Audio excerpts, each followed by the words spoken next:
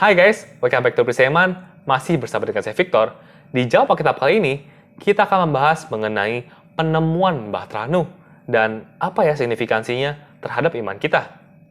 Beberapa tahun belakangan, pasti kita semua pernah membaca berita yang memberitakan mengenai penemuan Mbah Tranu. Ada yang memberitakan bahwa sudah ditemukan dan terletak di Gunung Ararat di Turki. Ada juga yang mengatakan itu di daerah pegunungan Iran, ataupun juga banyak lokasi-lokasi lainnya.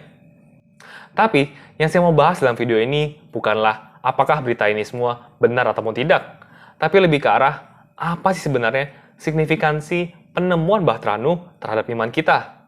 Apakah misalkan kalau Mbah Tranu ini tidak ditemukan, maka iman kita hilang? Atau sebaliknya, apabila ini ditemukan, apakah bisa membawa banyak orang pada Tuhan? Penemuan Mbah Tranu yang sebenarnya, di mana memiliki bukti bahwa hewan-hewan pernah ada di dalamnya, tentu adalah penemuan yang luar biasa. Untuk mereka yang percaya pada Tuhan dan juga Alkitab, ini adalah konfirmasi yang begitu luar biasa bahwa apa yang dituliskan Alkitab itu benar adanya dan menuliskan persis apa yang terjadi di dalam sejarah manusia. Penemuan ini juga mungkin bisa membuat para orang non-Kristen yang berpikiran terbuka menjadi pemikiran ulang akan kepercayaannya. Tetapi untuk orang yang keras kepala ataupun juga ateis yang saklek, menurut saya penemuan ini sama sekali tidak membawa pengaruh. Kalau kita baca di dalam Roma 1 ayat 19-20, dikatakan bahwa apa yang dibutuhkan manusia untuk percaya kepada Tuhan itu sudah dinyatakan kepada kita semua melalui apa yang Ia ciptakan. Sehingga tidak ada satupun dari kita yang bisa beralasan ataupun juga berdalih. Tanpa Mbah Tranu, sebenarnya kita sudah bisa mengakui keberadaan Tuhan melalui bumi dan segala isinya yang diciptakan persis agar kehidupan bisa ada. Ataupun juga semisal melalui DNA yang begitu kompleks namun presisi sehingga setiap daripada manusia bisa terbentuk. Ataupun juga melalui hukum alam yang begitu konsisten dan juga teratur sehingga memungkinkan ilmu pengetahuan bisa berkembang dan masih banyak hal yang lainnya. Dan saya telah berulang kali mendengarkan debat antara ahli Kristen dan juga ateis, di mana terlepas seberapapun banyaknya bukti yang telah diberikan, ia tetap tidak mau untuk percaya kepada Tuhan. Tidak ada penemuan, argumen, ataupun juga bahkan mukjizat yang bisa merubah pikiran orang yang telah dibutakan. Jadi, semisal penemuan Mbah Tranu telah diverifikasi benar, apakah ini akan berdampak pada iman Kristen? Kalau menurut saya, tidak. Karena pada dasarnya, iman Kristen itu bukanlah berdasarkan setiap detail dalam kisah Alkitab yang telah dinyatakan ataupun juga diverifikasi benar. Iman kita bukanlah dibangun berdasarkan fakta-fakta semata. Betul, fakta-fakta bisa membantu kita melihat bahwa apakah yang kita percaya itu benar atau tidak.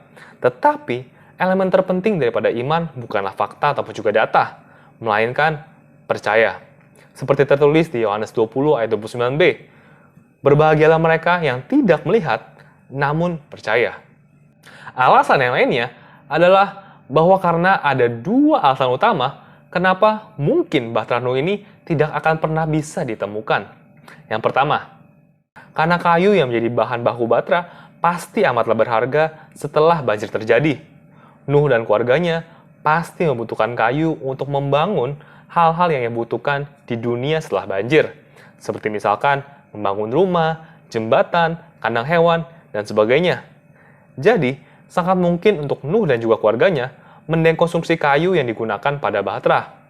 Alasan yang kedua, jika Bahtranu itu dibiarkan begitu saja, pasti kayu pada Bahtranu sudah lapuk dan juga hancur. Menurut salah satu riset yang saya temukan, sebuah kayu itu membusuk dalam waktu kurang dari 100 tahun.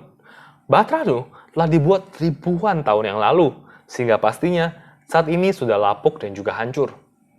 Jadi kesimpulannya, penemuan Mbah Tranu ini apabila benar bisa ditemukan, akan menjadi penemuan yang luar biasa. Tetapi, bukanlah menjadi sesuatu di mana orang Kristen perlu menempatkan imannya.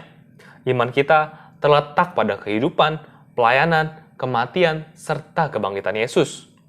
Penemuan ini mungkin akan mengubah pikiran sebagian orang, tetapi tidak akan mengubah pikiran orang yang memang sudah menolak Tuhan dari awalnya. Oke guys, sekian dulu buat episode kali ini.